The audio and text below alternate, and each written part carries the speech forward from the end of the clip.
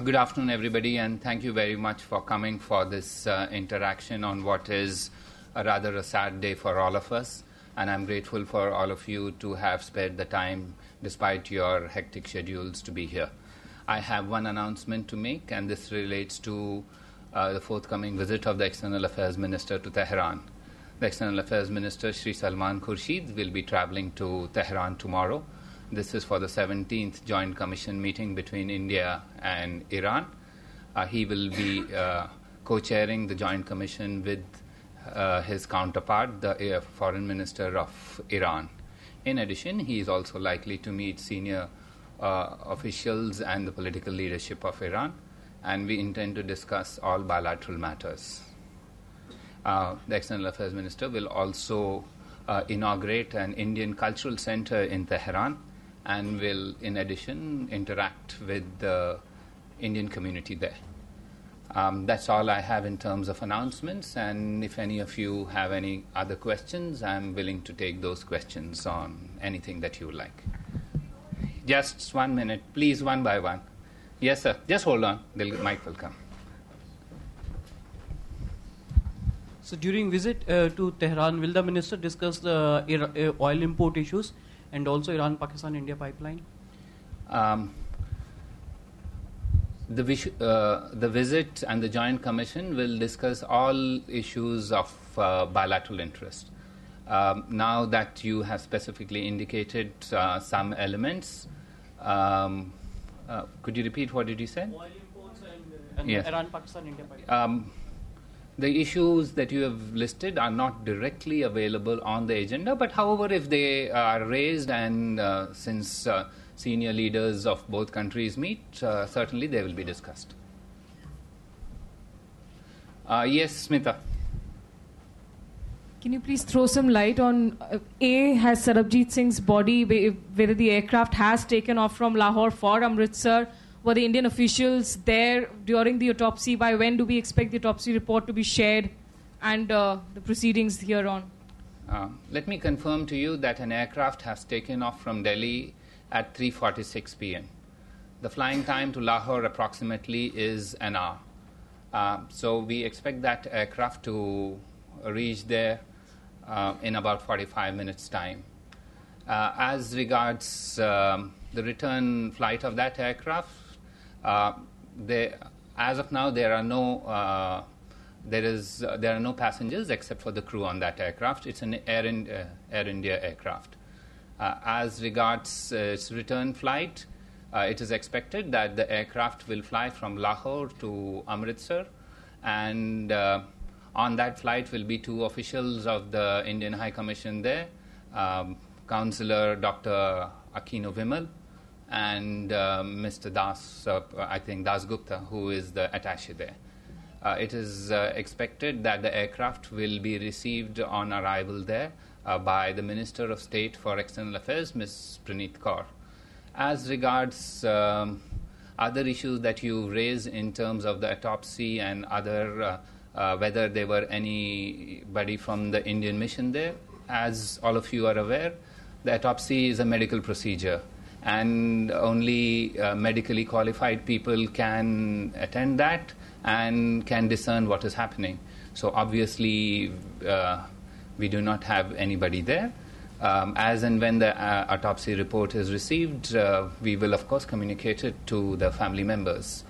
At this stage, I do not have information of how long the timeline will be for receiving that report.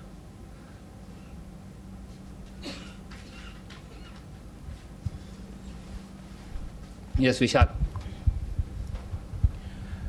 Did Pakistan consult with India before taking Sarabjit off the life support systems, and had India asked for this kind, for being informed before the life support systems were taken off? I think I resent that question that you ask us, that we would ever be consulted on such a matter and we would ever be party to such a decision. I mean, please understand that all of us have been toiling to try and ensure that an Indian citizen's life is helped. And do you think that this sort of a issue will ever be raised with the Indian High Commission? So I think this issue is just off the table. Never was this an issue.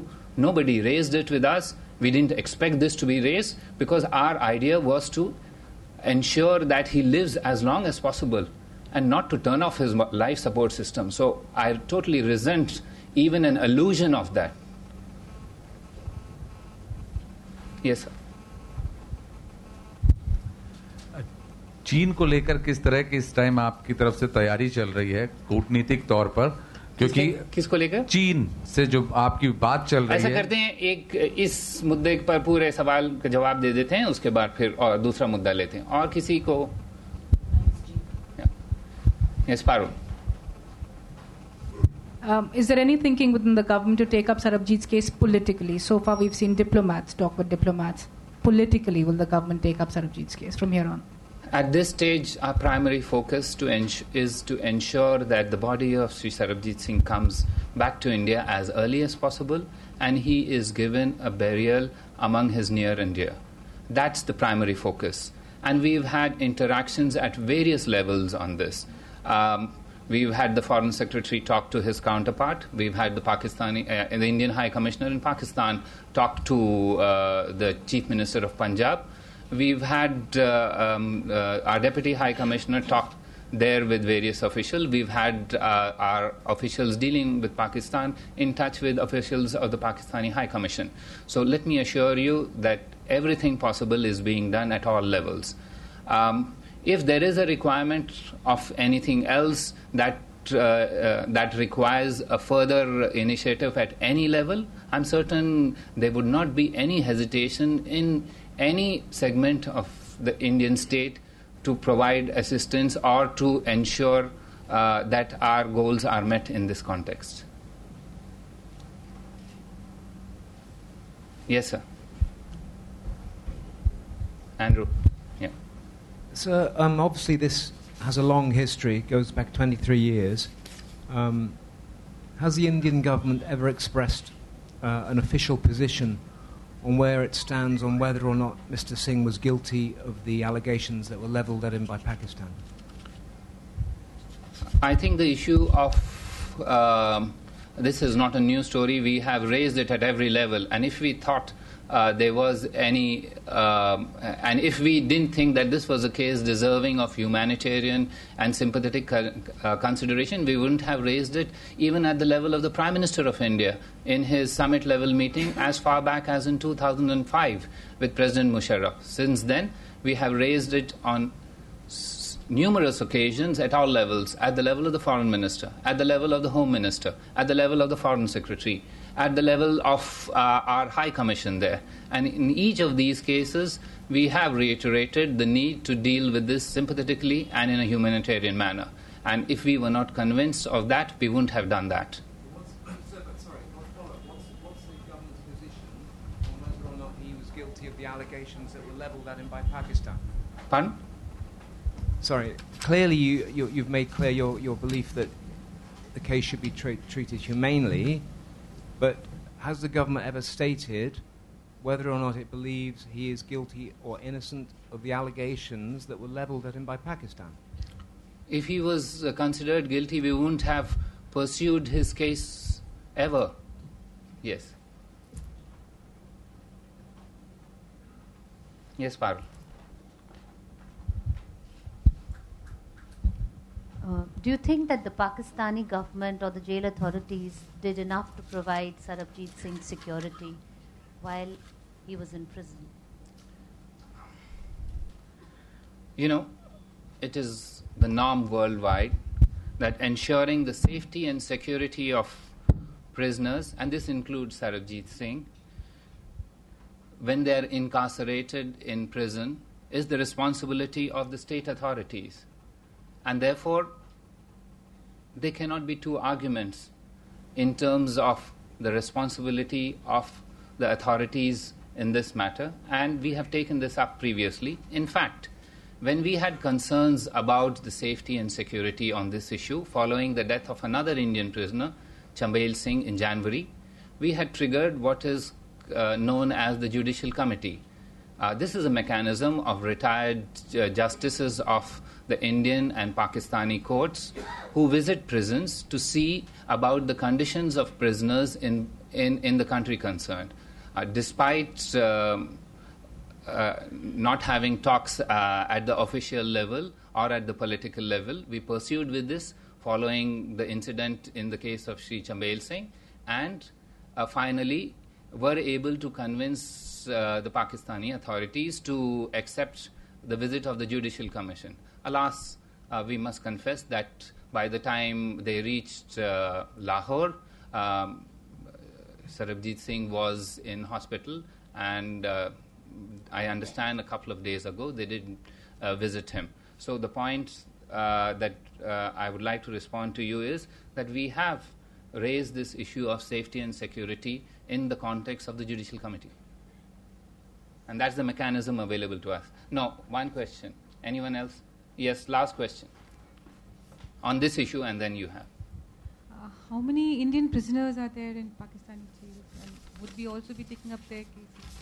Well, we exchange lists of prisoners on the 1st of January every year.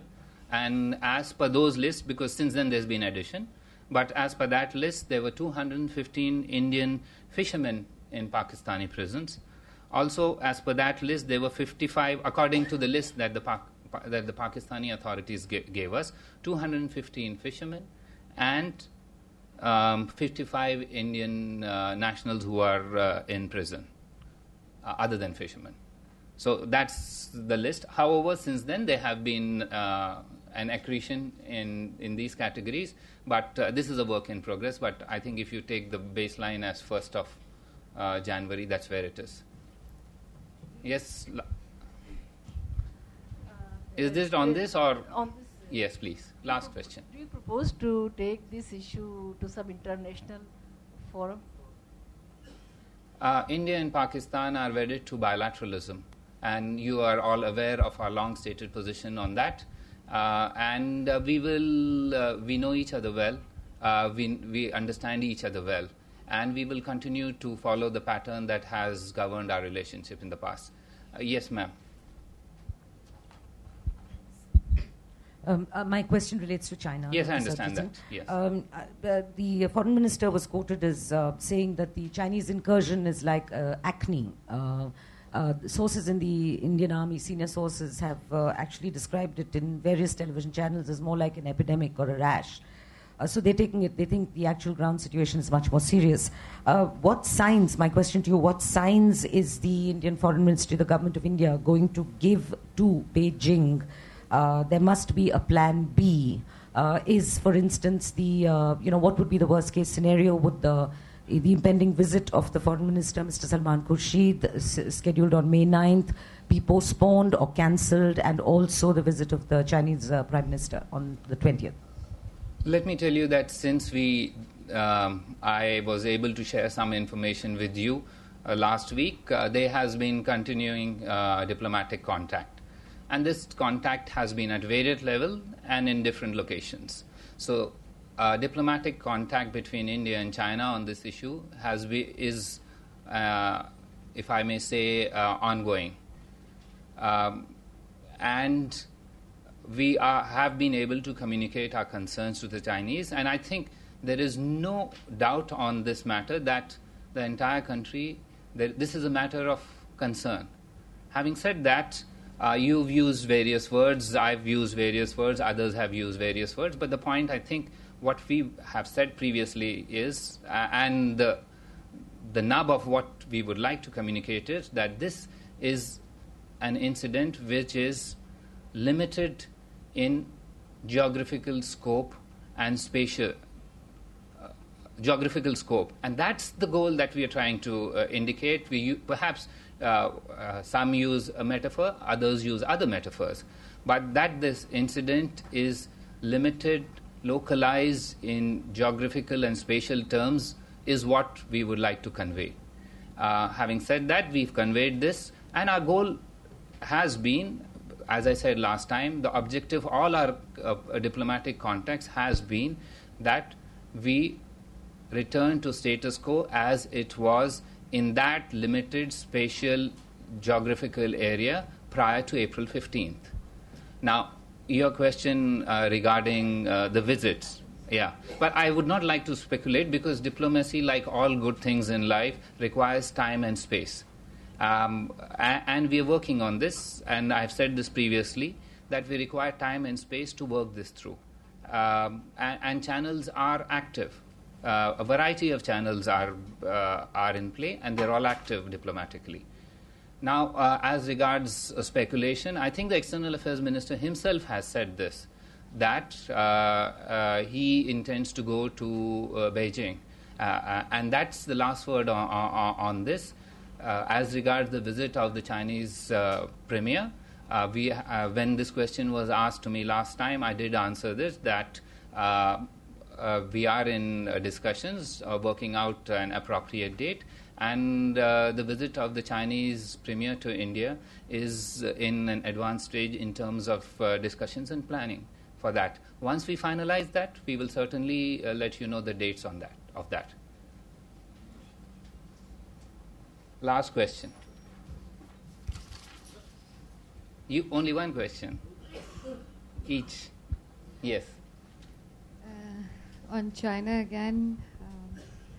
So, do you have a readout of the flag meetings? Because you guys are the nodal agencies, apparently, to even talk about what's happening in the borders. And so they're being seen as failed flag meetings. What's the government interpretation? And another one, small one. No, only one, and I'll answer that. Thanks. Thank you very much for exalting us to important positions. But the reality is, and I've always said this before, that as far as non-diplomatic issues are concerned, we are not the right people to respond to it. And I'm afraid what happens in a flag meeting where no diplomats are involved, I would not be the right person to respond to that. And we've repeated it, and I would like to reiterate that again.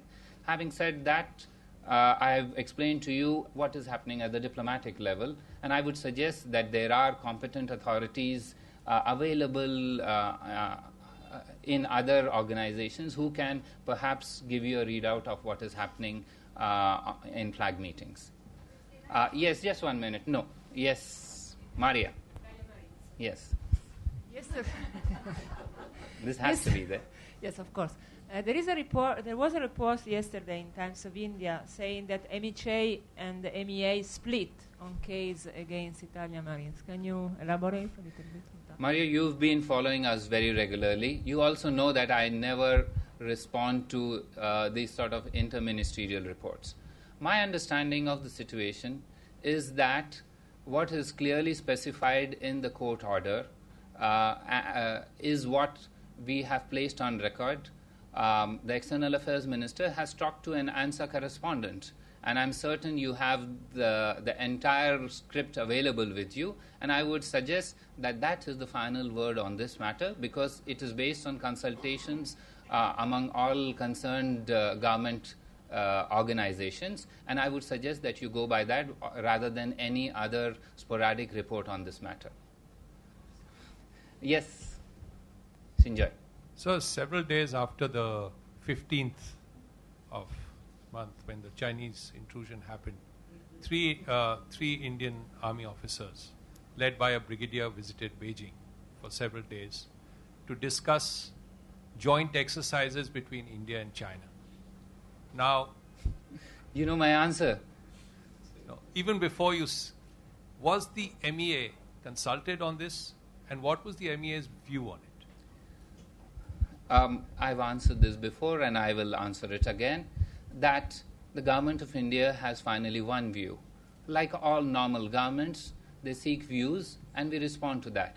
And I've indicated to you previously that it is not my intention to use this pulpit to exhibit my entrails and indicate what we took a view on one matter or on another. So please, may I request you again that on this issues of interministerial consultations, it's normal in any government to have those consultations, and we do not comment on interministerial consultations.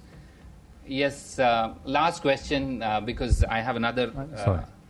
I know it's just a short question. It's regarding the denial of the foreign journalists to attend into the court briefing or hearing on the cases of rape in Delhi. It happened once, it happened twice, and 3 times. Can you just clarify to us, are we allowed in, or is there any norms or regulation we should follow? Thank you. Dr. Awad, you are the president of the Foreign Correspondents Association, and I understand your need to have a response for that. I also am aware of this situation. Having said that, this is a matter which is sub judice. My understanding is that this matter was raised in the court, and there was a view taken in the court. If there is a contrary view to that, I would suggest appeal in the court. Because once a matter is sub judice, you know very well the executive stands back. Thank you very much.